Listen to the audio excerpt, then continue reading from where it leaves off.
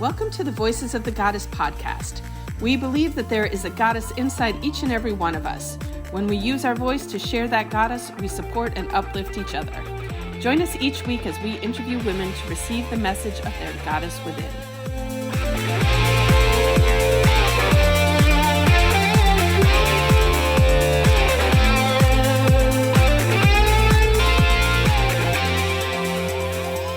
I am Julietta. I am a physical therapist known as the Magical PT, and I'm 53. I live in Fort Lauderdale, but I'm originally from Wisconsin.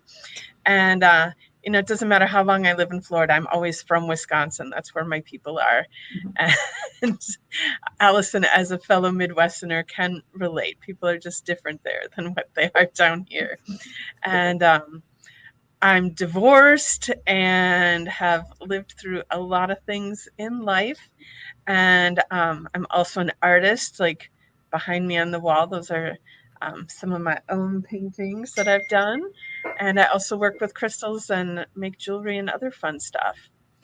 And Allyson, my lovely co-host here. Excuse me, what's your main job? I said I'm a physical therapist. Yeah, or my main job, I'm a podcaster. You want me to say that? Okay, so you're a podcaster. All right. My name is Allyson Mancini. I am excited to be here today. And I am, as Julietta said, I'm originally a Midwesterner. I grew up in Michigan, so Michigan is still always home when people ask me, even though I've been in South Florida for almost 28 years. Holy cow. Married to my husband for 28 years and about 3 weeks. And I have two adult children, a 24-year-old and a 22-year-old, both whom do not live at home. And I am a holistic nutritionist. And my passion really is about helping women, especially busy moms, have the tools that they need to stay as healthy as they can, because we all know as moms, what we do with our health tends to pass on down to our children and into our families. So I feel like starting with mom and getting her straight on her nutrition and her health is the way to go. So that's my thing. That's what I do. Awesome. So Allyson knows, but last week I got my nails did. And well, first of all, we got to preface this by saying, since I've known you in 6 years, I think I've seen you get your nails did one time. One time. Pretty much. Because, and my point of bringing this up is the stories that we make up. And so I've always been like, I love getting a pedicure, having gone through the pandemic, didn't get pedicures for a long time, but I went and got a pedicure. And this kind of started from, I had to get my branding photo shoots done for work and marketing. And they were going to take pictures of my hands. So make sure you get your nails done. And I'm like, I never get my nails done. And it's such a waste of time, a waste of money, because as a PT, I have to keep my nails short and I have to wash my hands a whole bunch of times every day. So like, a manicure will last like one day. And so like, and this is the story I kept telling myself. And last week I just had this realization, like, that's a stupid story I'm telling. Like, why not? So I went in last week to get a pedicure and I'm like, and I'm going to get a manicure too. And I got the gel. So they're supposed, and they've lasted over a week now, which is completely amazing. Told you they would. Well, I told you I did the gel, like, I don't know, maybe like whenever they first came out. Mm-hmm. And even my gel manicure didn't last, but and someone told me it may have been a bad batch, or it may have been like the person who did put it on didn't do a good job. Yeah, I don't know. Yeah. But anyway, I still got my gels this week and just like enjoying the change in the story. Like I am a PT and I can get my fingers manicured. And, and it's like these hands do like this beautiful healing work all day, every day. Like they deserve to be pampered and beautified as well. So, it's like, it's a simple, superficial story about getting my nails done, but it is like a super great example of like what story I've told that story for, 30 years. That's how long I've been a PT. So for 30 years, I can't have my my nails done because can't Mm-hmm. get a manicure because I'm a PT and I have to keep my nails short, and because I wash my hands every day a million times, like Mm-hmm. the manicure won't last. And like, who cares? Even if the manicure doesn't last, it's still nice for me to go get my hands pampered because they work hard every day. They deserve it. So, So, it's interesting that you bring that up because I'm reading the book Get Rich, Lucky Bitch. And love that book. and actually Angela, is going to be our guest shortly, she knows the person who's running the book club that I'm reading it with, Tori. And what I find really interesting about that is I'm in the section of the book where it talks about how exactly the same thing. We tell ourselves these stories that we've probably learned from when we were little about how, in regards to like money, how things are, you can't afford that, you don't need it, whatever, blah, blah, blah. And I was reading it last night and I'm like, holy cow, I have spent the last 30 years of my life feeling guilty over getting a pedicure, going to get a massage, because I really didn't need it. But it's really interesting that listen, I work hard every day. That there shouldn't be a guilt to it. If that's what I want to go do because it makes me able to do my job better and feel good about what I'm doing, then I should be doing it. So I totally get it. I totally get what you're saying, because I've told myself those stories that I don't really need it for 30 years. And I've decided, you know what? Yes, I do need it. Change the story. Change the story. Yes. All right. So should we? I invite our audience to like look at what stories they're Yeah. telling themselves, and we'd love to hear about them too. Like, put them in the comments. What story are you telling yourself that you're going to change? Yeah, and read that book. It's really good. It's really good. All right. So should we bring on our guest? She is Let's awesome. bring on our guest. I'm super excited to introduce her. So we are excited to have Angela Fallon joining us today. And I am just going to bring her on and let her introduce herself because I will not do it justice. So hello, it's nice to see you. Hey, nice to see you both. So tell us about Angela. Let's hear what you do and the amazing things that you're doing. Sure. My name is Angela Fallon, like Allyson said. I am a wife of a military veteran. We're retired Air Force here, and we have 3 boys. They are 8, 12, and 14 this Saturday. Yeah, we live in Texas. I'm actually born and raised in Texas.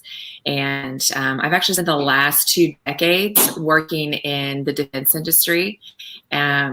It's kind of interesting. Allyson said, you got to tell people what you do. So it's kind of funny. I work directly with the U.S. government, but I've been working on fighter aircraft and in the last year, missiles. So I've been working with the U.S. government and all of our allies. Like I said, for the last 18 or so years, it was with fighter aircraft. So selling aircraft to the Japanese, the Italians, working with the Dutch, and then recently the Belgians. And then now I've just recently changed to a different business area where I work with a specific interceptor missile. So just think like defensive missile. So it sounds like extremely... A serious badass, right? Like, not what I was expecting at all. It's funny because people think, oh my God, you work internationally with all these things. I'm like, yeah, it's not as glamorous as it sounds, but it's a cool job. It's a really cool job. Whenever people ask me what I do, when my kids have been really little and they've asked me, what does mommy do? I tell them I build freedom. It's the easiest way to explain it. I build freedom. The very first plane I worked on secures our air superiority, and it's a pretty amazing. I still get chill bumps talking about it. The F-22. So it's exciting job. It is. It's still working with the U.S. government, which is slow and bureaucratic, but it's worth it. And if I probably was doing something else like building washing machines, I probably would have stayed at home with my kids instead of continuing to work in the last 20 years. I've also built 2 online businesses and recently built a coaching business. So I'm in the process of launching what's called Freedom Builders Elite. Imagine that, a coaching business. And I teach working parents how to master time freedom. Basically, how do you juggle being a present parent and, having a rewarding and purposeful career that also fulfills you, and do it without guilt. So that's what my coaching program is. That's my day job, and then what I do in my family life. So she is definitely a master of time because she's got so much going on. I find it so incredible. Well, thank you for joining us. I'm really excited to have you on this morning.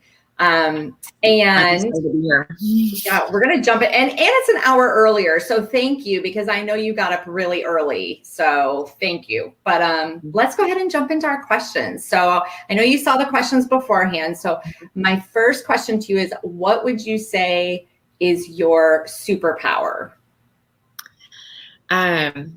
Something I've learned probably in the last 5 years or so is that I have the ability to look at people's potential within them.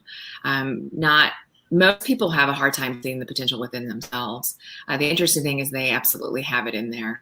You probably heard lots of people, if you listen to other coaches or, inspirational leaders, they tell you, you have everything within you already. You just have to tap into it. And that's absolutely true. Usually when people come talk to me and they ask for mentoring, should I take this next role? Should I even apply for this role? Do you think I have the right skills for it? I tend to ask questions, but that's questions they already know the answer to. And towards the end of the conversation, I usually tell them, I think you already know the answer. Mm-hmm. You probably just had to get it validated. And most people are like that. It's kind of funny how things like that are very obvious to me, but not necessarily to them themselves until they talk it out. And they really just need someone to validate and affirm what they're thinking, and let go of the doubts.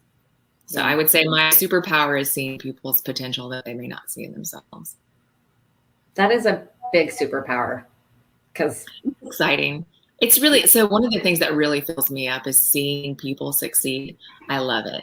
I have 3 boys already, but I feel like I have hundreds of other children that I've mentored and coached. And I see even younger employees that I've hired into positions that other people probably wouldn't have, and push them and load them up and see how they do. And almost every time they rise to the occasion, and it's exciting, and I'm very proud to see. That's awesome. Well, we live in such a world that, everybody's so quick to criticize and point out people's faults. And think about what a different world it would be if, instead we just all day, pointed out people's strengths and their positive attributes. And because they're inside everybody, we're all the same. It's just what our life experiences have pulled out of us. And, if you have someone just constantly pointing out your positive, that's what's going to grow. Where your attention goes, energy flows. So, thank you for creating positivity in this world, Angela. Right, for sure. All right. Question number 2 is, what is your favorite book or a book that has greatly inspired? And I know this is hard. If there's more than one, that's okay, but try to do one. The book I find myself talking the most about and recommending to people is Atomic Habits. It's a book that was recommended to me about 3 years ago, and I've probably read it 5 or 6 times. I listen to a lot of books on Audible, and I can re-listen to Atomic Habits in a weekend. There's plenty of laundry to go around, and between the changing over the washer and the dryer, I can listen to a 5 or 6 hour book within a weekend. Atomic Habits talks about how even just small incremental changes can compound into something remarkable. And the author, James Clear, talks regularly about some of the basketball teams or the UK biking Olympic team, how they've made very small incremental changes that have compounded into making something remarkable, whether it was the 1992 Lakers or the, like I said, the British cycling team. It's interesting to me how, with some of us that work in leadership or coaching, you find that it's not the big things that people don't know. It really is the little things that make the difference. And those small little tweaks along the way can really help somebody level up to the next level or even multiple levels. The other thing that I really like about Atomic Habits is it talks on how to create a new habit and how to discourage bad habits and lose them. And for someone who might be like trying to quit smoking or get up earlier to accomplish a new goal, it's an excellent book for all of those things. Yeah, I just finished reading that. That was the book club we did in the mastermind this last month, and it was so good. And what I found, I mean, I've heard that before. Like if you've ever read The Compound Effect or, some of those other books that are out there, it's those little things you do every day that a year from now make the difference, right? But sometimes it's hard to see that. So that Atomic Habits book is a great book. And I also love how he talks about how to break bad habits and how to, like you said, like getting up early. He actually like gives away like ideas of how you can do it to increase the success of you getting up early every day and making that a habit. Yeah, I thought it was a great book, or really great if you want to change, especially for people that aren't good at time blocking. That's a great book for that too, right? So it's really good. Yeah. It's so funny. I was looking for a different book on my bookshelf this weekend, and I saw I have Atomic Habits on my bookshelf, and I haven't read it yet. So I guess this is the sign I'm supposed to pull it out and read it. Yeah, it's a good book, definitely.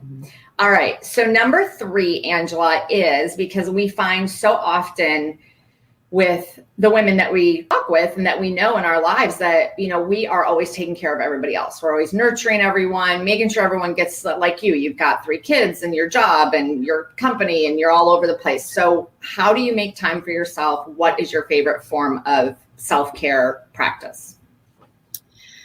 So self-care for me, it's kind of funny. People think, from self-care is I'm going to take a nap, I'm going to get a manicure, I'm going to get a massage. I have struggled, just like you all were talking at the beginning about, fitting things in. When do I exercise? It's felt selfish to me in the past of spending time exercising because I should be doing something for my kids or helping my husband with something or whatever. But exercise is something that I absolutely prioritize now. And in the last, 4 or 5 months, I've picked up Pilates. There's a new Pilates studio only about 3 miles from my house. And it's a different kind of exercise. Now that I'm in my early 40s, running doesn't feel as good as it used to.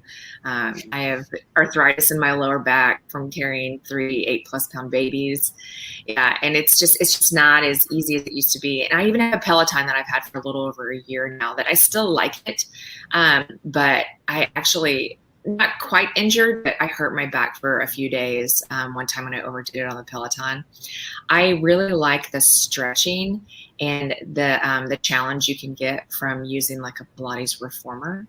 And so I go probably at least 4 days a week. Sometimes I try to get in 5, but I get up before everybody else. If you've ever read the book 5 a.m. Club or Miracle Morning. Yes. Books as well about getting up about an hour before everybody else and having me time. I've learned, even though I've thought for over 4 decades that I'm not a morning person, I like the quiet time in the morning. On Saturdays, I still get up early, and the first thing I do is go to Pilates class, and then I just get it in. I get it in, and I feel better. I sleep better whenever I exercise, even something like a challenging stretch, like some of the easier Pilates classes can be. But it's funny because my exercise is my me time, and it's my self-care. Yeah. But like I said, if it encourages rest, like rest is something I crave.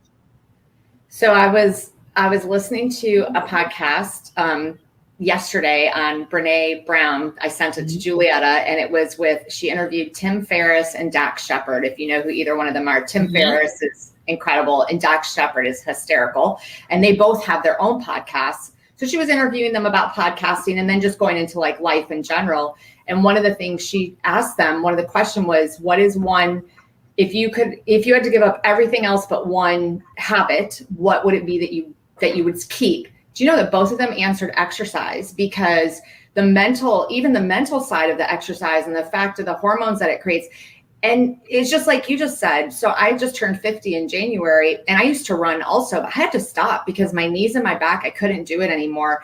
I love yoga now because to me it's challenging enough, but it's not so high impact. And that's what these guys were like talking about. Like however that form of exercise is for you, it's just so good for you. So I agree. I think exercise is an excellent form of self-care, and I do it every day, whether it's walking the dog or yoga. I mean, I don't do anything crazy. It's not like I'm going to the gym and lifting weights and getting all buff, you know what I mean? But I want it for the movement of it because I know it's good for not only my body, but my brain. So yeah, I think that's awesome. I've been fighting anxiety for a long time too. I think I've had anxiety since I was probably a teenager. I don't think I realized what it was until probably my second or third son. And I had postpartum with every one of them, but I didn't know that that's what it was until I finally went to the doctor. And, you know, the doctor's like, your postpartum is off the chart. And I'm like, what's postpartum? You know, and you know, to say call it something, right? It was figuring out that I have anxiety. That's the other thing that I tell people, you know, I have to get exercise in. It's like you said, mentally I need it. It's my Xanax. So wait, let me get this straight. You have postpartum after like your second or third son, plus you were working, right? This whole time? Yeah. Yeah. That's a lot. So yeah, exercise is definitely good for the anxiety and all that stuff. It's the mental side it's really good for. Yeah. And I think so many people don't realize that they look at exercise like I'm just doing it to lose weight or to stay in shape or however, but it's really so good for your brain. Like that's, to me, now that I'm 50, that's more the benefit that I look for than anything else. It's kind of, it increases all that serotonin, you know, it does all those great things with all those hormones. And that's kind of what I get out of it. And days that I don't get it in because I'm busy or I have a lot going on, I definitely can tell. And like I said, I don't do anything crazy. I walk the dog a few miles and then I try to do yoga. So it's nothing crazy, but it's just getting out and getting the movement in. I think that's awesome. Okay. Our last, right? Exactly. Our last question is, and this is one that we actually ask because when Julietta and I sat down and said, we want to do a podcast because we want to support the women that we know, we were recommended to do a little bit of research, which we did.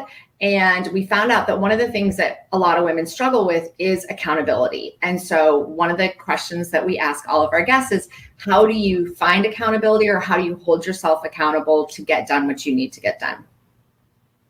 So preparing for this question, I wrote down two things. I'll go through them kind of quickly since I see what time we're going. The first one is, you know, I run a tight schedule.